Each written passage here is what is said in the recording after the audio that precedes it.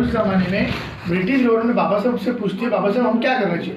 देखिए British government के बाबा साहब ब्रिटिश गवर्नमेंट को कहती है, देखिए हमारे पास एक चीज़ है कि हम भारत के नागरिक हैं, तो हम ये सिद्ध कर सकते हैं। तो बोलते कैसे, क्योंकि उस टाइम पे सेंसेक्स लिखा जाता था। समझो आज आपका उम्र 15 है तो अगले साल 16 होगा, ये रिकॉर्ड होता है। आपका जैसा उम्र बढ़ता है तो बाबा साहब उन्हें कहते हैं कि हमारा इस देश में नागरिक होने का एक आपको मैं पुरावा दे सकता हूँ, जो कि है हमारे इस देश में रह के हमारी हर साल उम्र बढ़ती है। तो आप ऐसा क्यों नहीं करते हैं कि आप 21 साल के बाद वोटिंग का राइट दीजिए, मताधिकार दीजिए। तो ब्रिटिश गवर्नमेंट सहमत होती है और ब्रिटिश गवर्नमेंट उन्हें हामी भरती है और फिर हमें जाके ये मत का अधिकार मिलता है। मतदान देखिए, दान जो हम बोलते हैं, तो दान तो छोटे बच्चे से भी मंदिर में करवाया जाता है, तो उसे 18 साल 19 साल का होने का जरूरत नहीं। तो दान तो किसी से भी कर दो, तो आप दान नहीं करने जाते हो, आप अपना अधिकार जो है आपको दिया हुआ है बाबा साहब अम्बेडकर ने, वो आप वोटिंग के दिन करने जाते हो। वो दान भी नहीं, हम इतने करोड़पति भी नहीं कि हम दान करना चालू कर दें। आप में से कुछ लोग होंगे करोड़पति दान, पर दान नहीं है, वो बाबा साहब अम्बेडकर ने हमारे लिए लड़के अधिकार लाया हुआ है उनसे। जब बाबा साहब अम्बेडकर के अधिकार लेके बाहर आते हैं तो उनका जो स्नेही है, मैं भी ये नहीं कहना चाहता कि वो क्या थे उनके, मैं स्नेही कहता हूँ। नानक चंद रत्तू अपने बाबा साहब अम्बेडकर के कार के पास खड़े होते हैं, तो बाबा साहब अम्बेडकर वहाँ से निकलते हैं, हंसते हंसते आते हैं। तो बाबा साहब अम्बेडकर जैसे हंसते हंसते आते हैं, नानक चंद रत्तू उन्हें कहते हैं, बाबा साहब अम्बेडकर क्या बात है, आप आज बहुत खुश हो। तो बाबा साहब अम्बेडकर कहते हैं उन्हें, आज मैं वो काम करके आया हूँ। तो नानक चंद, आप तो रोज ही बड़े बड़े काम करते हो, आज कैसा कौन सा ऐसा बड़ा काम करके आए हो।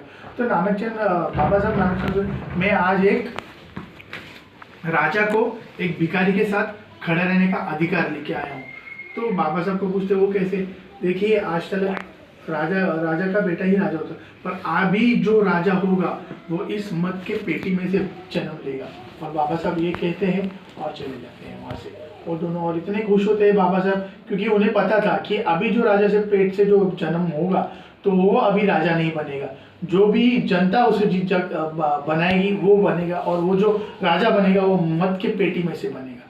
ये था सब कुछ, ऐसे हमें मत का अधिकार मिला है।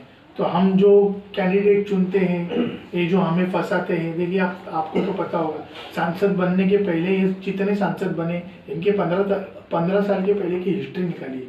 ये ऐसे लोकल में घूमने वाले लड़के ही आज सांसद बने हैं, या तो बड़े बड़े ओहदे पे पहुंचे हैं। ओहदे पे नहीं कहूँगा, ओहदे पे तो हम हमारी मेहनत से पहुँचते, जो सांसद बने, तो इनके पास ऐसी कौन सी जादू की छड़ी आ जाती है कि ये सांसद बनते ही करोड़ों की मालिक हो जाते हैं, 5-5 गाड़ियाँ आगे पीछे घुमाते हैं। ऐसी कौन सी उसके पास जादू की छड़ी आ जाती है। तो ये सब जो है, ये आप लोग गरीब लोगों का, हमारे जैसे गरीब लोगों का, ये जो इन्हें पैसा मिलता है रास्ता बनाने के लिए, जो उन्हें गरीबों का काम करने के लिए, ये वो खा जाते हैं। अगर ये उसमें से 50% भी वो पैसे का गरीबों के लिए काम करे तो गरीब इनसे बहुत खुश हो और ये हमेशा जीत के आए, पर ये ऐसा नहीं करते हैं। तो इस सब पे हमें ध्यान देना चाहिए। बाबा साहब अम्बेडकर ने बहुत मेहनत करके हमें इस जगह तक लाया है। मतदान मताधिकार, अभी आपके इधर इलेक्शन है, इसके लिए मैं ये बात आपको कह रहा हूँ कि जो भी चुनिए आप, तो आप सोच समझ के चुनिए कि आप फिर उसको चुनने के बाद 1-2 साल के बाद ये नहीं आपके मन में आना चाहिए इसको क्यों चुन के दिया हमने। क्योंकि आज आपको पता नहीं होगा, बाबा साहब अम्बेडकर जब हारे ना दोनों भी बार, तब वो एससी कैटेगरी के, जो एससी का सीट निकलता है ना, उसमें ही हारे। पर वो टाइम जो एससी का सीट भरा था काजोलकर ने और बोरकर ने, वो कांग्रेस के इसमें से भरा था। और यही होता है, इससे क्या हो रहा है, इससे ऐसा हो रहा है कि हम जो है, हम खुद इन्हें दलाल हो गए हैं। ये सब ये हमारी दलाली करते हैं उधर जाके। मोदी कहे, राजीव गांधी कहे, ये राहुल गांधी कहे, ये अपने आप जैसे ही ऊपर करते हैं, ये उनका जो सांसद होता है जो एससी कास्ट से जीत के गया हुआ है ऐसी जगह से, वो सीधा नीचे बैठ जाता है। अभी मैं किसका नाम नहीं लेना चाहता हूँ, आप महाराष्ट्र में एक जन का नाम आपको पता होगा, पर मुझे उसका नाम नहीं पता, मैं आप ही अपना ढूंढ लो।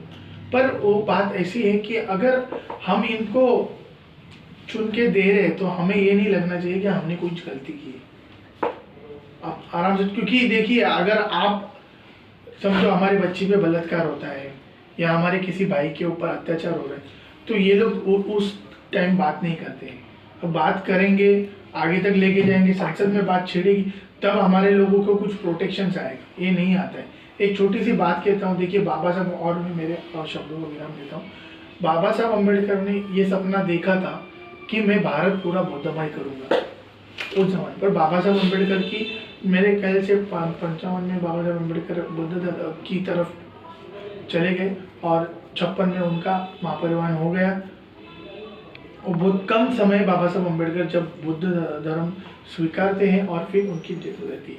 पर उस काल में बाबा साहब अम्बेडकर ने कहा था कि मैं बौद्ध धर्म पूरे भारत में उसका प्रसार करूंगा, पर वो होता नहीं। पर आज देखिए, आपने सुना होगा चाइना के प्रेसिडेंट आए थे इंडिया आने के बाद भारत के जो हमारे प्रधानमंत्री है, उन्होंने उन्हें सब घुमाया, और जब रिटर्न जा रहे थे चाइना के प्रेसिडेंट, तभी हमारे मोदी जी उसे भगवद गीता देते हैं और कहते हैं हमारा देश इस पे चलता है, और वो चले जाते हैं। फिर मोदी जाते हैं चाइना, उनके प्रेसिडेंट मोदी को घुमाते हैं पूरा, और मोदी जब जाते रहते हैं तो मोदी को रुकाते, बोले रुकिए जरा, और वहाँ से बुद्ध का मूर्ति लेके आते हैं और मोदी को देते हैं, और मोदी को कहते हैं हमारा देश इस पे चलता है। तो सोचिए बुद्ध की ताकत कितनी है। आज सबसे एडवांस देशों में चाइना की गिनती होती है, सबसे एडवांस। हम चाइना पे बैन करके भी आज भी चाइना की चीज़ें भारत में चलती है, क्योंकि चाइना के बिना रह नहीं सकते हम। उनके इतनी सस्ती चीज़ें कोई दे ही नहीं सकते, और वो आज पूरे विश्व में एक ताकत बन के उभरे हैं। तो सोचिए बुद्ध को अपना रहे हैं देश, और हमारे देश को बाबा साहब अम्बेडकर बुद्ध करना चाहिए, पर हमारे जो कुछ लोगों ने वो होने नहीं दिया।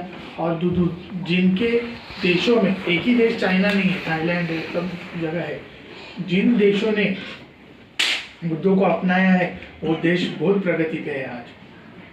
तो यही कह के मैं अपने शब्दों को विराम देता हूँ। जय हिंद, जय भारत, जय श्री राम।